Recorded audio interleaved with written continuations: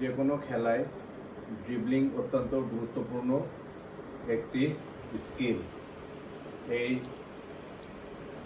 যেহেতু হকি খেলায় এই গুরুত্বপূর্ণ স্কিলটি অর্থাৎ ড্রিবলিং কিভাবে করতে হবে সেটার একটা মৌলিক ধারণা বা বেসিক ধারণা আপনাদের মাঝে প্রদান করছি। এটা ড্রিবলিং করতে গেলে কমফোর্টেবল পজিশনে নি ব্যান্ড করে